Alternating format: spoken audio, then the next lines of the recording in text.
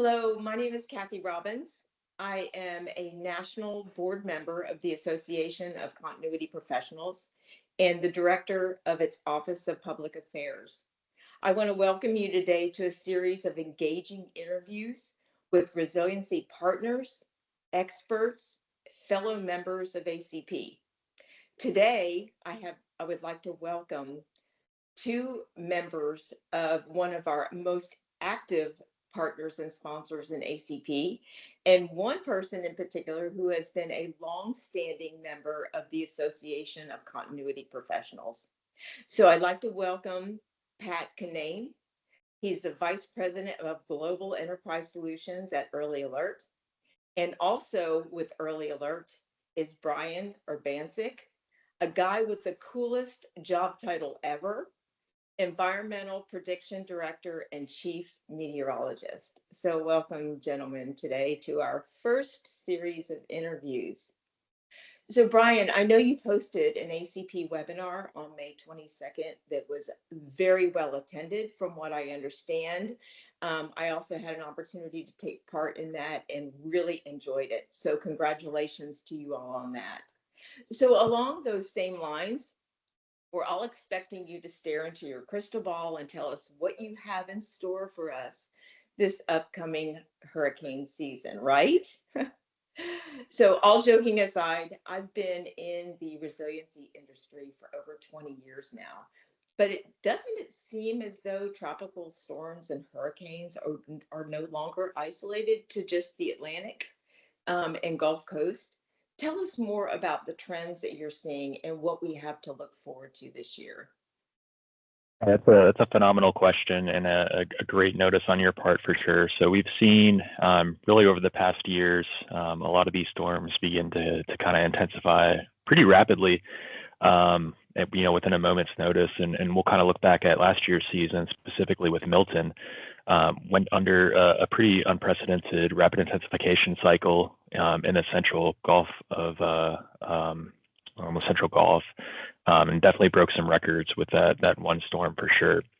And then going back to 2023, we had a tropical cyclone Hillary, which made impact across the United States Southwest, and then caused a little bit of havoc in Southern California as well. So we are seeing maybe some more destructiveness from these storm systems. I think on part is because a lot of people are beginning to kind of move into the coastlines, and you're seeing tons of investments within the coastal parts of the United States as well. So with that, with these storms, they're getting more costlier. You're getting increased amount of population across those areas, and you're seeing, more deadly scenarios kind of pan out as well. And also, I think that we all learned some valuable lessons from Helene this year that really wreaked havoc on some of the interior parts of the Southeast. I know that, we're not all isolated from just those that hit the Eastern and Gulf Coast, but it was a little unsettling. Yeah, it was a very unique setup, I would say, and really the destruction in Western North Carolina kind of was kicked off by some heavy rain that fell previous to Helene making landfall and kind of riding up north. So you had that kind of a first precip event, which kind of saturated the soils, and then on top of that, you had plenty of more precipitation that occurred associated with Helene. And then on top of that, we also had some pretty significant wind impact that penetrated pretty far inland from Helene also, kind of going back to how quickly it made landfall and that forward speed of the storm. So yeah, definitely a unique setup and kind of a sad scenario unfolded. Thanks, Brian.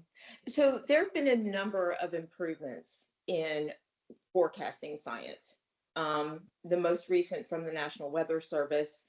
But what are the most profound to you? And it's helped you in your profession and the services that you're providing to your clients today? Yeah, I mean, over the years, it seems like things are getting better and more accurate, and we're able to kind of predict further and further in advance, which is great.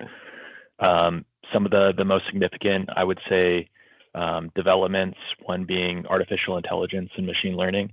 We're starting to see, some of these weather models ingest and using machine learning to give us a better outcome on the forecast. So that's one thing that I see that's going to aid in kind of getting out ahead of these huge kind of large scale disasters, hopefully.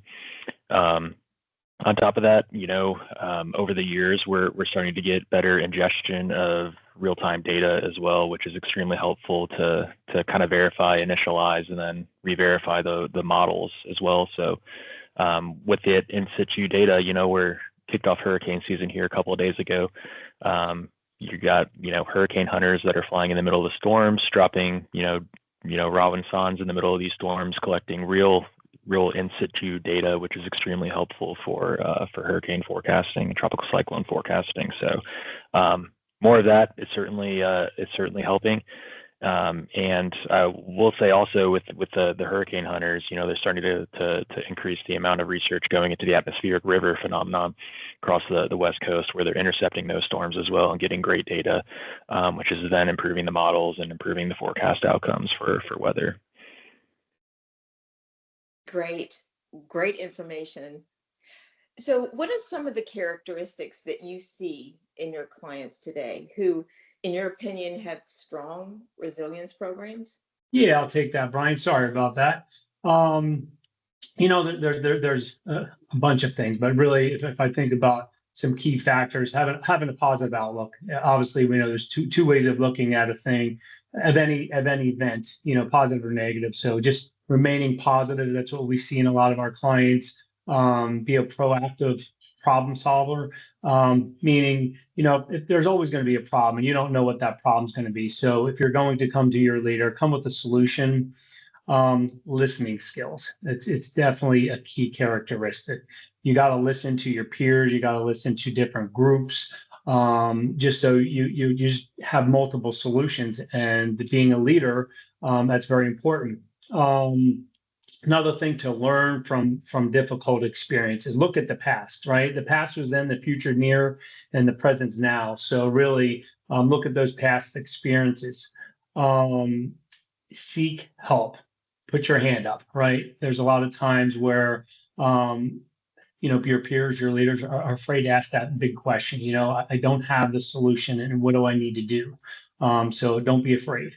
And having a strong support network like ACP. I've been a member for many, many years, and other industry groups, and they all have a lot of different best practices that everybody can learn for. And obviously partnering with subject matter experts like Early Alert and other solution providers that have, chief meteorologists or other experts that can assist you.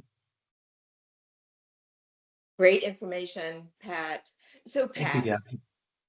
Speaking to you specifically, you've been a longtime member of the Association of Continuity Professionals, even before, I believe even before Early Alert came along.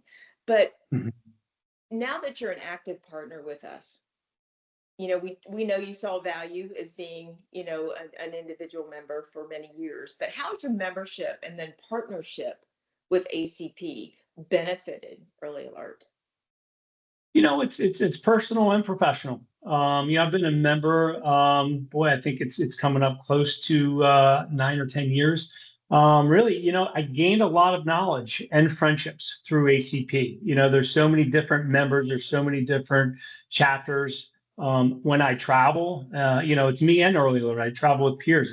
I'm down in South Florida, but when I travel to Pennsylvania or when I travel to Texas, wherever it might be, I always make sure that I meet up with our ACP members throughout the U.S. and talk to them about what Early Alert does. It's no guarantees, but it's always nice to get out for a lunch and dinner and talk about best practices and potentially come up with a warm lead. The benefit to Early Alert. June 1st, hurricane just started. So it's like a hurricane, right? We always hear it only takes one landfall. So Early Alert, we provided a lot of free trials to ACP members. I can't say that we've closed a lot of deals, but we have a handful of clients that were generated from being a long-term member with ACP.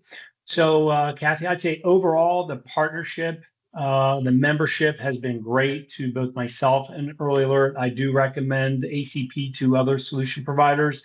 Most importantly, make sure you have the time to invest. It's not just, marketing dollars. It's really, getting involved. All right. Great words of wisdom. So, any parting comments, Brian, Pat, for our members? So the season looks to be another above average year. It's kind of the current trends that we're looking at right now. So NOAA released their forecast about 2 weeks ago, and Colorado State released their initial update in early April. They're going to send out an update here, I think, next week.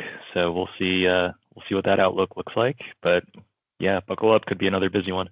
Yes, it sure will be. So thank you all for joining us today. If you like what you're hearing from us, from our partners, from the Association of Continuity Professionals, please consider a membership with us today. It will open the doors for valuable resourcing and network opportunities. It's the best value on the market today for our resiliency professionals.